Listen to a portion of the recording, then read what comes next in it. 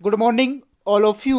तो आज हम डिस्कस करेंगे आपका प्रिजर्वेशन असिस्टेंट का आपका एग्ज़ाम हुआ था 26 मार्च 2018 को ये करवाया गया था।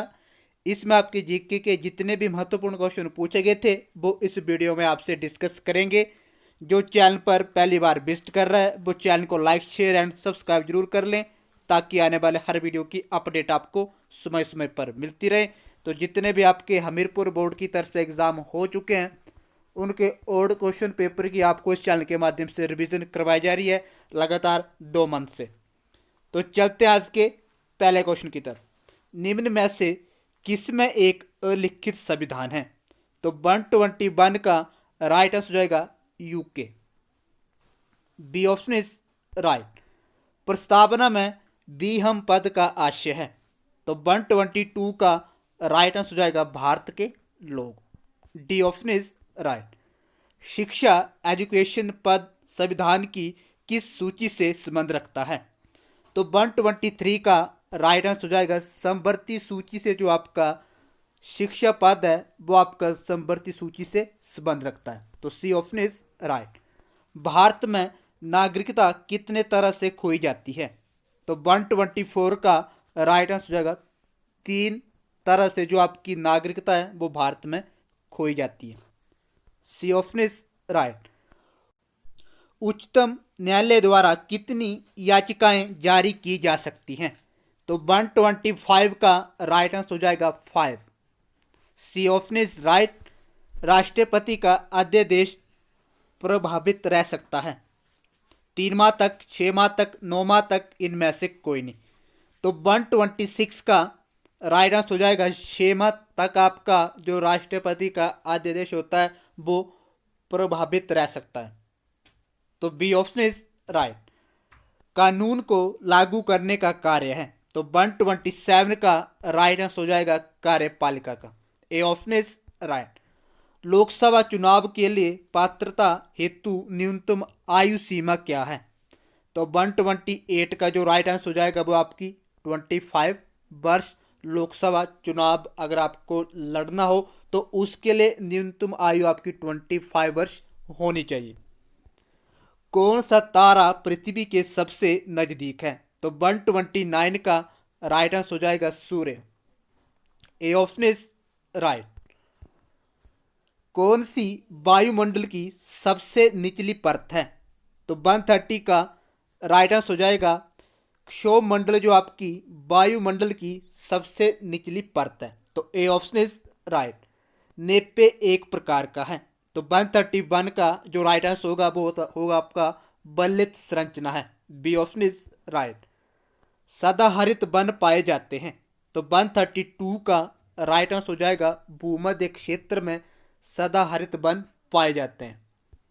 तूफान उठते हैं मैक्सिको की खाड़ी में, हिंद महासागर में, आर्कटिक महासागर में, चीन तथा जापान में।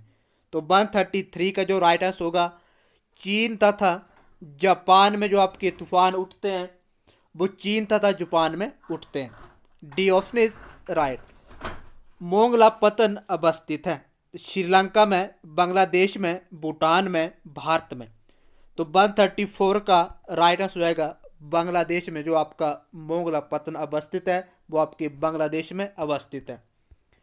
ब्लैक फॉरेस्ट पाया जाता है फ्रांस में, जर्मनी में, रोमानिया में, इनमें से कोई नहीं।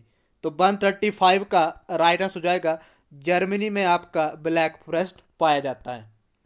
निम्न में से किस भारतीय राज्य की कोई भी समुद्री तटीय सीमा नहीं है?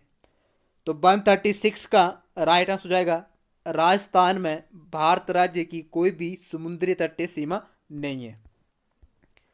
निम्नलिखित कौन सी नदी दक्षिण गंगा के नाम से जानी जाती है? तो 137 का राइट आंसर हो जाएगा गोदावरी दक्षिण गंगा के नाम से जानी जाती है। हरित क्रांति का संबंध किस फसल से है?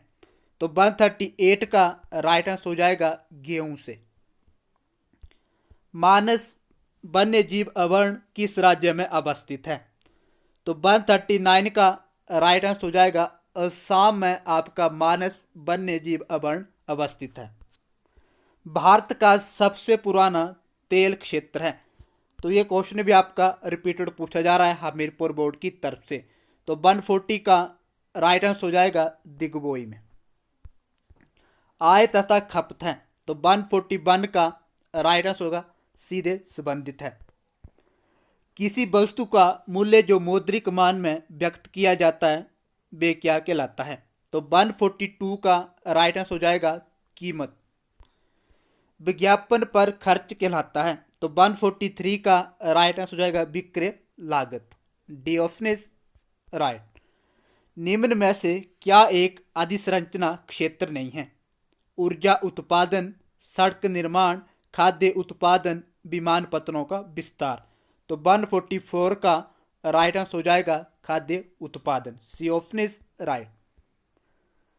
मुद्रास्फीति काल में कर दरें होनी चाहिए बढ़ती, घटती, स्थिर, ऊंचा वाच्य। तो 145 का राइट आंसर हो जाएगा बढ़ती। ब्याज दर नीति एक हिस्सा है राजकीय कोषीय नीति का, मौद्रिक नीति का, व्यापार नीति का, प्रत्यक्ष नियंत्रण का। तो 146 का राइट आंसर हो जाएगा मौद्रिक नीति का। B option is right. तो कोई भी पर्सन वीडियो को शेयर नहीं कर रहा है, प्लीज एक बार वीडियो को शेयर जरूर कर दें।